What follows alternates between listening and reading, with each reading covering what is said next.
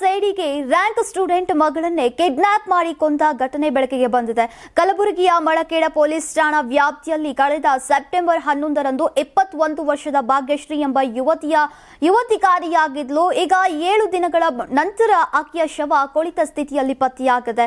ಮಳಖೇಡ ಗ್ರಾಮದ ನಿವಾಸಿಯಾಗಿದ್ದಂತಹ ಭಾಗ್ಯಶ್ರೀ ಹತ್ಯೆಗೀಡಾಗಿರುವ ಶಂಕೆ ವ್ಯಕ್ತವಾಗಿದ್ದು, ಈ ಪ್ರಕರಣಕ್ಕೆ ಸಂಬಂಧಿಸಿದಂತೆ ಮಂಜುನಾಥ್ ಎಂಬ ಶಂಕಿತನನ್ನ ಪೊಲೀಸರು ಬಂಧಿಸಿದ್ದಾರೆ. ತನಿಖೆಯ ಪ್ರಕಾರ ಮಂಜುನಾಥ್ ತನ್ನ ಸಹೋದರ ವಿನೋದ್ ಆತ್ಮಹತ್ಯೆಗೆ ಕಾರಣರಾಗಿದ್ದ ಎಂಬ ಸೇಡಿನ ನಿಟ್ಟಿನಲ್ಲಿ ಈ ಕೃತ್ಯವೆಸಗಿರಬಹುದು ಎಂಬ ಪ್ರಾಥಮಿಕ ಮಾಹಿತಿ ಇದೆ.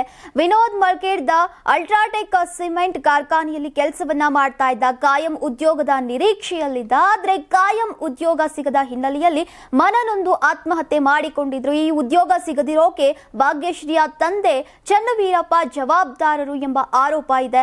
ಈ ಘಟನೆಗೆ ಪ್ರತಿಕ್ರಿಯೆಯಾಗಿ ಮಂಜುನಾಥ್ ತನ್ನ ಸಹೋದರನ ಮರಣಕ್ಕೆ ಕಾರಣರಾಗಿರುವಂತಹ ಚನ್ನವೀರಪ್ಪನ ಮೇಲಿನ ಸೇಡಿಗೆ ಆತನ ಮಗಳನ್ನ ಗುರಿಯಾಗಿಸಿಕೊಂಡಿದ್ದಾನೆ ಎಂಬ ಶಂಕೆ ಉಂಟಾಗಿದೆ.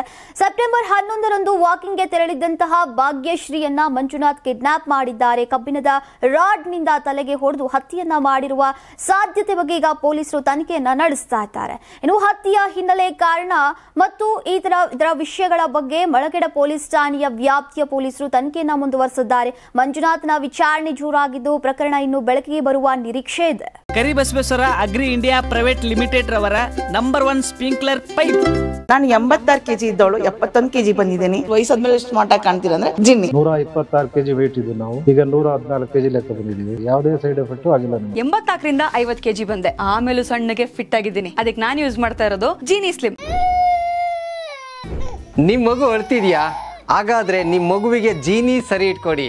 ಯಾಕಂದ್ರೆ ಜೀನಿ ಸರಿ ಇಟ್ಟು ನಿಮ್ಮ ಮಗುವಿಗೆ 100% ಸರಿಯಾದ ಆಹಾರ. ನಿಮ್ಮ ಮಗು ನೆಮ್ಮದಿಯಾಗಿ ನಿದ್ದೆ ಮಾಡಬೇಕಾ, ದಷ್ಟಪುಷ್ಟವಾಗಿ ಬೆಳಿಬೇಕಾ? ಹಾಗಾದ್ರೆ ಜೀನಿ ಸರಿ ಇಟ್ಟು ಕೊಡಿ. ಎಲ್ಲಾ ಮೆಡಿಕಲ್ ಶಾಪ್ಗಳು, ದಿನಸಿ ಅಂಗಡಿಗಳು, ಸೂಪರ್ ಮಾರ್ಕೆಟ್ಗಳಲ್ಲಿ ಲಭ್ಯ.